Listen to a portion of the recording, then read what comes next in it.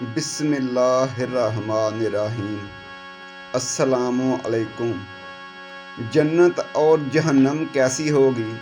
مرنے کے بعد دوسری زندگی جو ہمیشہ رہے گی، اس میں ہر انسان کی آخری منزل ہے، جو کہ جنت ہے یا پھر جہنم۔ لیکن آخر یہ جنت اور جہنم ہے کیا؟ کم و بیش تمام مسلمانوں کے ذہنوں میں اتنا تصور موجود ہے کہ اللہ تعالیٰ ایمان لانے والوں اور نیک عمل کرنے والوں کو آخرت میں انعام و اکرام سے نوازیں گے، جو کہ جنت کی صورت میں ہوں گے، جہاں وہ عیش و آرام کی زندگی بسر کریں گے، جبکہ ایمان نہ لانے والوں اور برے اعمال کرنے والوں کو آخرت میں اللہ تعالیٰ مختلف قسم کے عذاب دیں گے، جو کہ دوزخ کی صورت میں ہوگا، جہاں وہ تکلیف دہ زندگی بسر کریں گے۔ جنت۔ پہلے ہم اللہ کی رحمت یعنی جنت کے بارے میں قرآن و حدیث کی روشنی میں آپ کو چند تفصیلات بتاتے ہیں۔ جنت کی چوڑائی زمین اور آسمان کے برابر ہے۔ جنت کے پھل اور بہاریں دائمی ہوں گی۔ جنت میں بھوک اور پیاس نہیں ہوگی۔ اہل جنت سونے کے کنگن اور سبز ریشم کے لباس پہن کر تکیہ دار مسندوں پر مزہ کریں گے۔ اہل جنت عقل پر اثر انداز نہ ہونے والی سفید رنگ کی لذیذ شراب پئیں گے۔ اہل جنت کے لیے ہیروں اور موتیوں جیسی شرمیلی نگاہوں والی خوبصورت بیویاں ہوں گی، جنہیں اس سے پہلے کسی جن یا انسان نے چھوا تک نہیں ہوگا۔ اب چند احادیث بیان کریں گے۔ جنت میں بیماری، بڑھاپا اور موت نہیں ہوگی۔ اگر جنتی عورت اپنے کنگن سمیت دنیا میں جھانک لے تو سورج کی روشنی کو اس طرح ختم کر دے جس طرح سورج کی روشنی تاروں کو ختم کر دیتی ہے۔ اگر جنتی خواتین دنیا میں ایک دفعہ جھانک لے تو مشرق سے مغرب کے درمیان ہر چیز کو روشن کر دے اور ساری فضا کو خوشبو سے معطر کر دے۔ جنت کے محلات سونے اور چاندی کی اینٹوں سے بنے ہیں۔ اس کا گارا تیز خوشبو والا مشک ہے۔ اس کے سنگریزے موتی اور یاقوت کے ہیں اور اس کی مٹی زعفران کی ہے۔ جنت کے 100 درجات ہیں۔ ہر درجے کی درمیان زمین و آسمان کے برابر فاصلہ ہے۔ جنت کے پھلوں کا ایک گوشہ زمین و آسمان کی ساری مخلوق کے کھانے سے بھی ختم نہیں ہوگا۔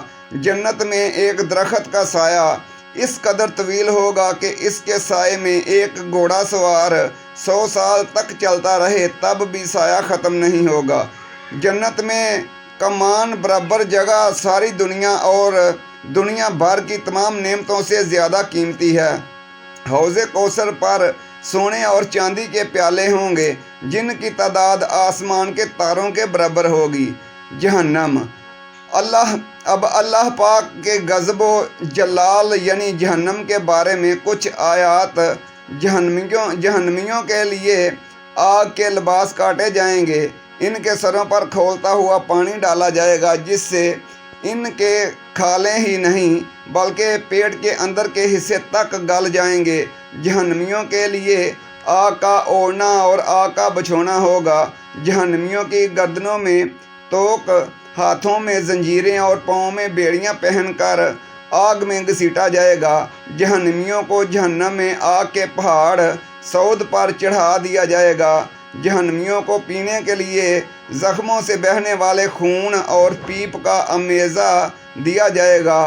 غلیظ اور بدبودار کھولتا ہوا پانی دیا جائے گا، جو منہ سے لگاتے ہی سارا چہرہ بھون ڈالے گا۔